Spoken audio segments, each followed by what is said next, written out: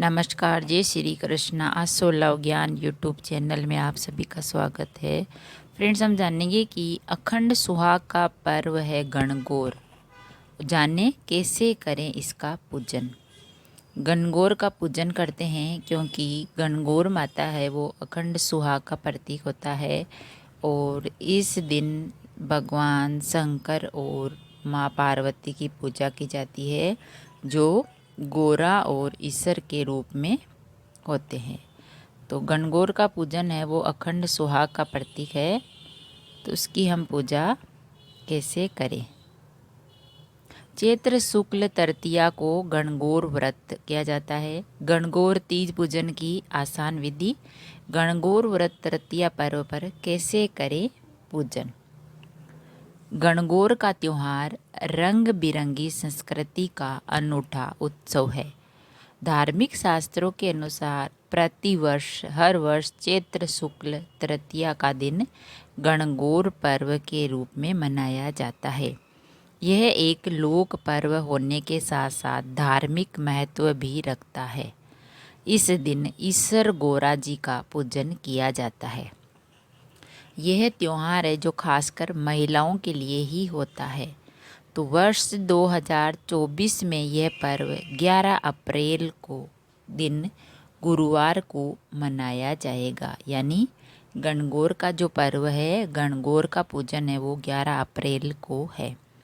और इस व्रत की पूजन विधि हम बताते हैं। गणगौर पूजा विधि।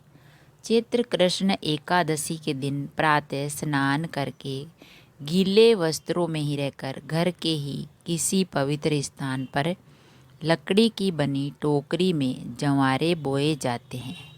चैत्र कृष्ण एकादशी के दिन से विसर्जन तक व्रतधारी को एकासना यानी व्रत एक समय भोजन करना होता है। इन जंवारों को ही देवी गौरी और शिव या ईश्वर का रूप माना जाता है। जंवारे जो गेहूँ जो से मिट्टी में उगाए जाते हैं उन्हें जंवारे कहते हैं। गौरी जी का विसर्जन जब तक नहीं हो जाता यानी करीब 8 दिनों तक, तब तक प्रतिदिन दोनों समय गौरी जी की विधि पूर्वक पूजन करके उन्हें भोग लगाया जाता है। गौरी जी की इस स्थापना पर सुहाग की वस्तुएं, कांच की चूड़ियाँ, सिंदूर, महावर, मेहंदी, टीका, बिंदी, कंघी, शीशा, काजल आदि चढ़ाया जाता है। यानी जो महिलाएं का श्रृंगार का सामान होता है वो सब गौरी जी यानी गोरा जी यानी माँ पार्वती जी को चढ़ाया जाता है। पूजन में चंदन, अक्षत, चावल, धूप, दीप, नवेदा आदि चीज़ें होती है। इन सभी चीज़ों से विधि पूर्वक पूजन करके सुहाग सामग्री को माता गौरी को अर्पण किया जाता है। इसके बाद गौरी जी को भोग लगाया जाता है। भोग के बाद गौरी जी की कथा कही जाती है।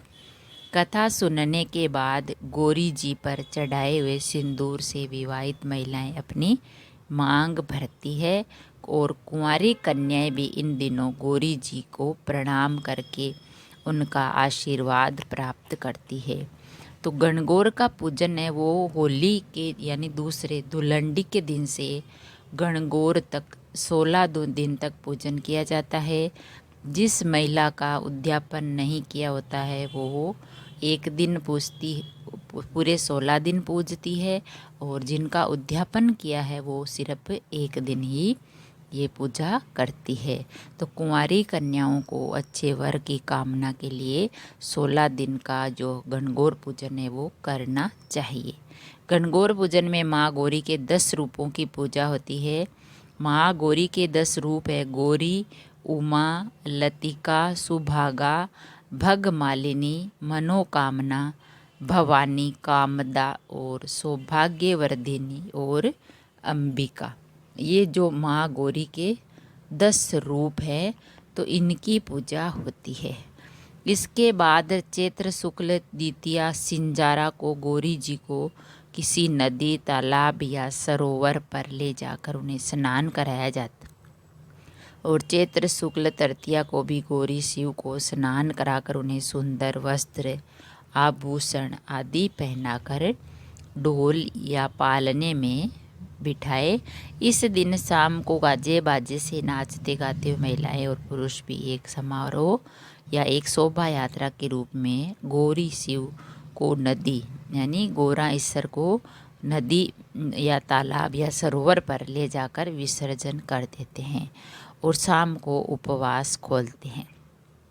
तो गणगौर का व्रत करने से सुख सौभाग्य समृद्धि संतान ऐश्वर्य में वृद्धि होती है और अखंड सौभाग्य का आशीर्वाद मिलता है तथा जीवन में खुशहाली आती है।